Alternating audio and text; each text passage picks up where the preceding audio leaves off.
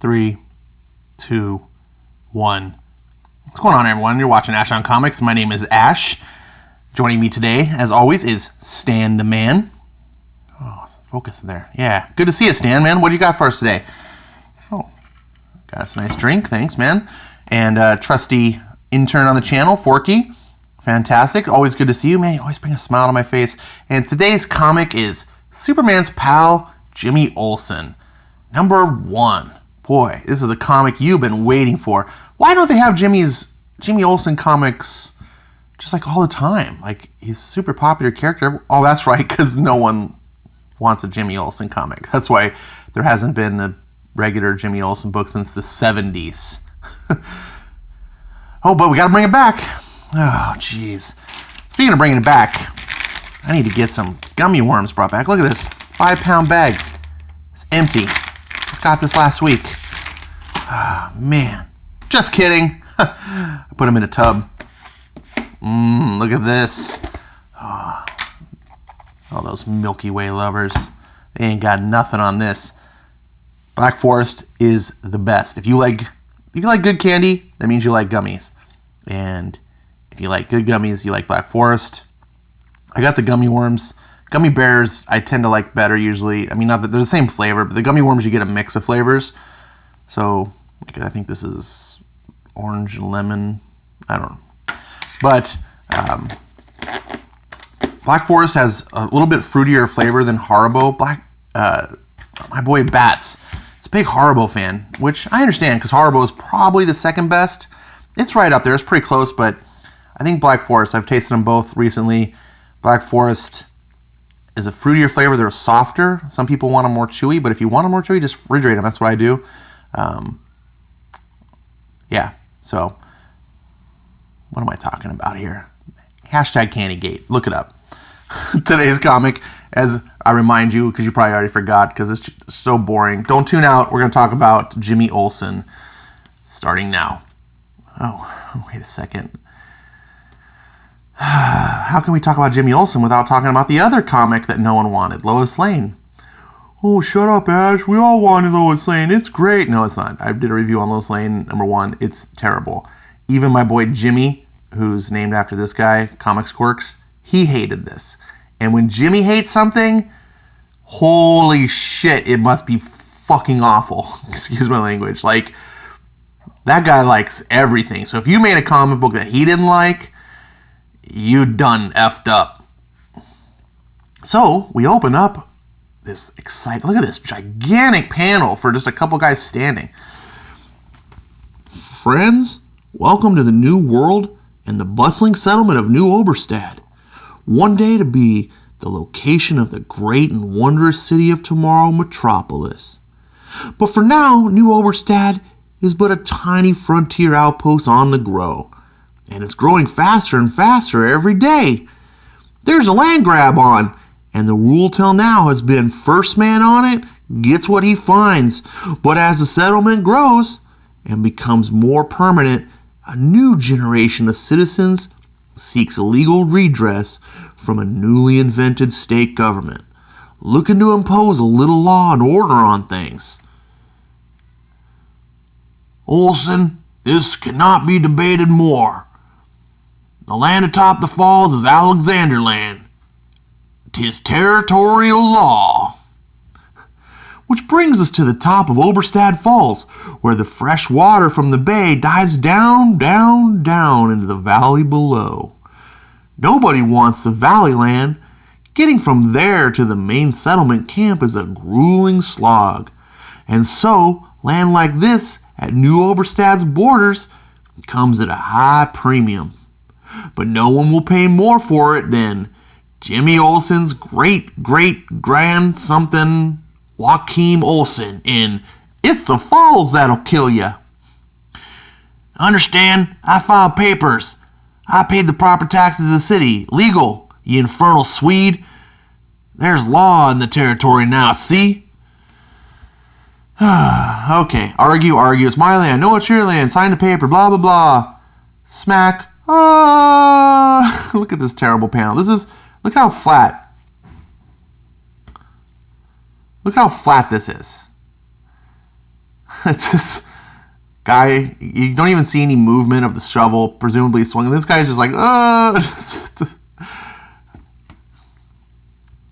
And that's the end of the Olsens in my town, eh, boys? Let's celebrate. Ye end.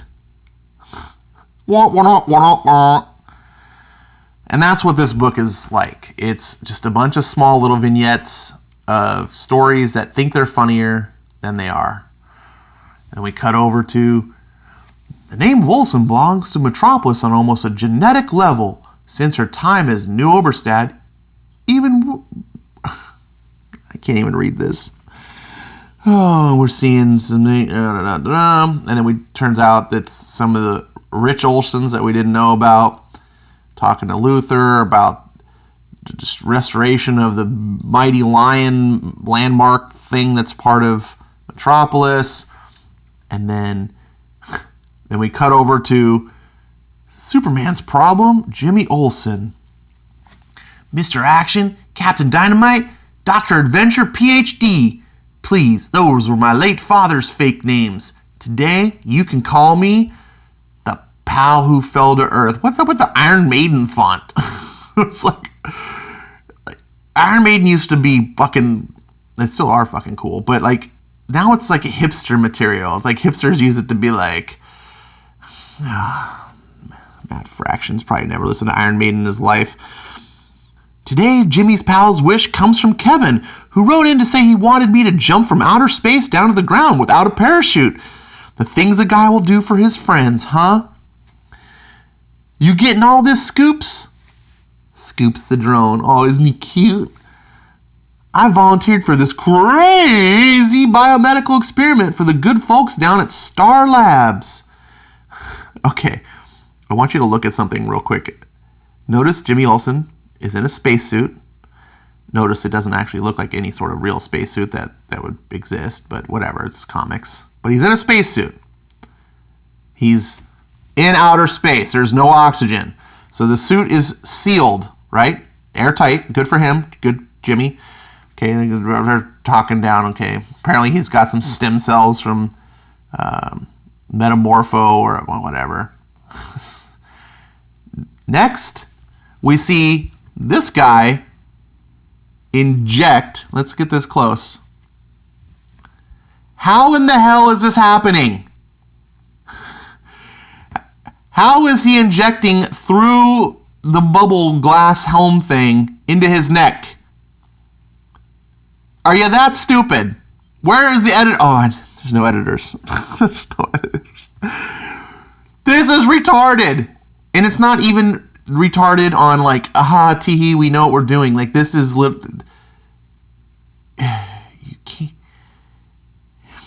you can't puncture a spacesuit. Even if you could puncture through this plexiglass or glass or whatever this is actually made of, that needle's not going to... Even if you could do that, you now just... You guys understand what I'm talking about, right? You're not stupid. You're not someone who likes this book, are you? Oh, and then he starts turning into a big tortoise thing. Oh, and he gets kicked out. Ah, he's falling. And then we see Superman go, oh boy. Ah, now never mind the fact, do you see all this heat that's going on? When you fall to Earth from space, you have to calculate the fact that how fast you're moving. See, when you're in space, when you're in orbit, a little science lesson, kids. When you're in space, you're not actually like floating, you're falling. Things are moving through space. You're moving through space at tens of thousands of miles per hour. That's because the planet Earth is moving that fast. So when you're in just floating in geosynchronous orbit with Earth, it looks like the Earth isn't moving. You feel like you're just floating. You're just sitting there relative to each other. Nothing's moving. But in reality, you're moving tens of thousands of miles an hour. So when you go into orbit, that speed then becomes relative to, you're now moving tens of thousands of miles an hour through the atmosphere, which creates friction at a massive amount of friction. So massive that it's able to burn metal up. That's why most asteroids don't ever hit the planet. They burn up through the atmosphere. You can't jump to Earth. Okay. Obviously, no one understands anything. Despite the fact that modern writers love to be like, we love the science, none of them actually know anything about fucking science. So here comes Superman. Okay, Superman's going to save the day. So he's grabbing Olsen. But it's still coming down. And he's struggling about a megaton on impact. Like setting off an A-bomb in the middle of town. Better aim us towards the bay. Still falling. Superman. This is, okay, I'm not going to say he's human-sized, but he's, what, maybe 600, 800 pounds? Superman can't stop this. Dude stops freaking crashing jets. What the? Still, and then, remember earlier they were talking about restoring the lion? Oh, there's the restoration efforts. There's Luthor. One moment. On cue, crash. Oops. Bork. And then Luthor looks out. Oops. Silly Billy.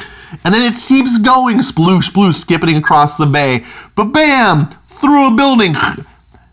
Dude, do you understand inertia? Like, how much momentum does Jimmy have that Superman is... This is retarded. And then it leaves a crater on top of that. And then Jimmy's like, the plume. Oh, Superman's gonna suck it away. Oh, good. Super duper. Bork. Meanwhile, Jimmy Olsen's boss, Perry White, in to clean a little house and force manure.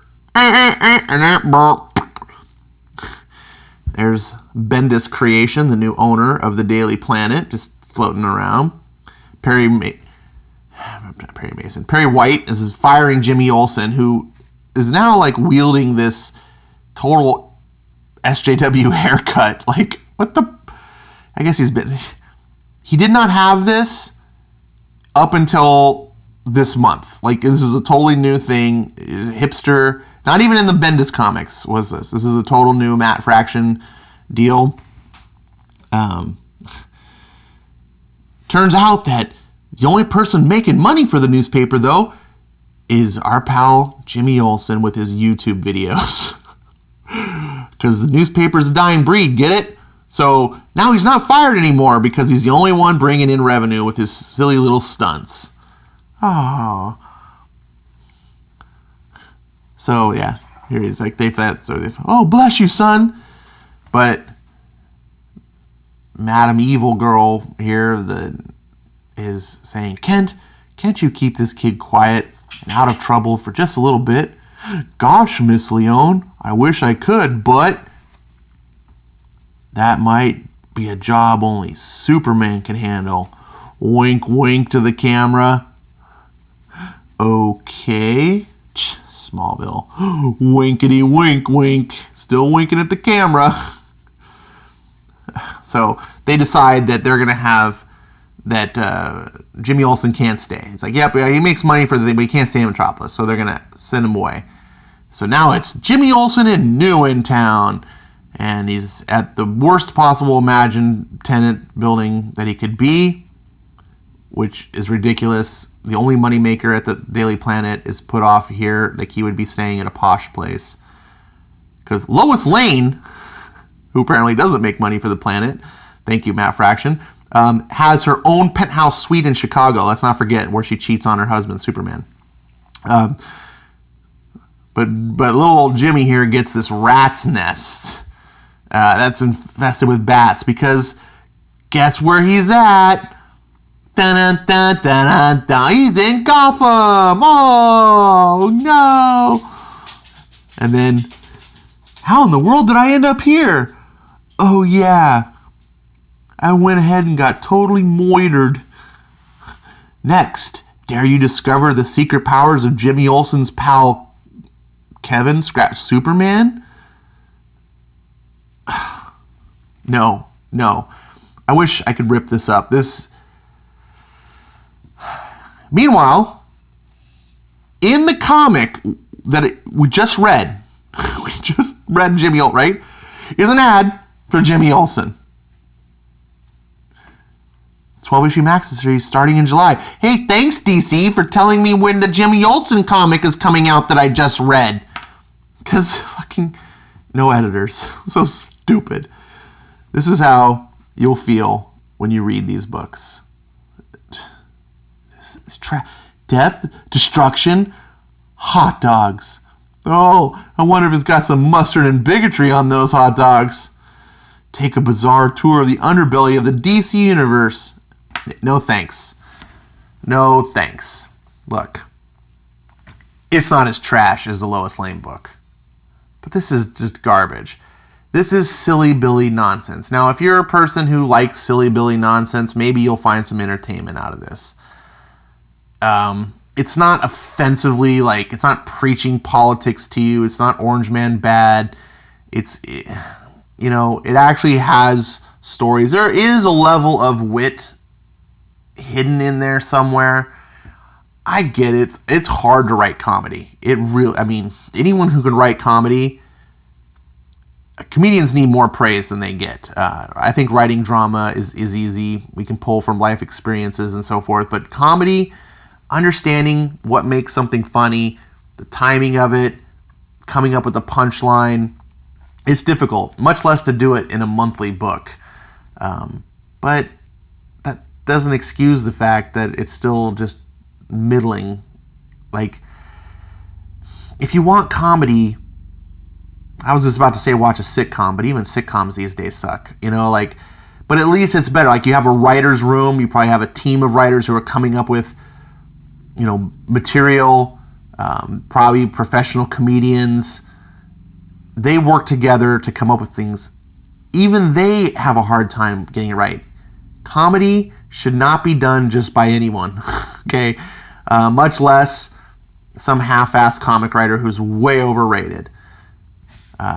This artist is suitable for Jimmy Olsen. Bats hates him. And I can understand why. I'm okay with this artist doing a Jimmy Olsen book. It is supposed to be more of an Archie style, goofy thing, which doesn't need someone, we don't need Brett Booth doing the art on Jimmy Olsen, right? This is fine. But the material's not there. It's just 3 pages of trying. Look at this. Madam Publisher, I live to serve. Look at Perry White.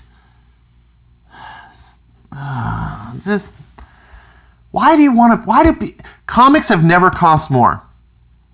Someone did a cool article. I need to find it. If you know where it's at, if you've seen the article, and you can tell me in the comments, please. But someone did a cool article about comics and the price of comics throughout history. And what they did is they calculated for inflation, like how much comics like back in the 50s would cost today, considering inflation and stuff. And it's astounding to see, prices of comics go up because of inflation, but how much, is the value of the dollar actually affecting it? And comics today cost over twice as much as what they should cost, considering what comics used to be and what inflation is and so forth. So you're paying more than ever, and you're getting mediocrity. This is just painful mediocrity.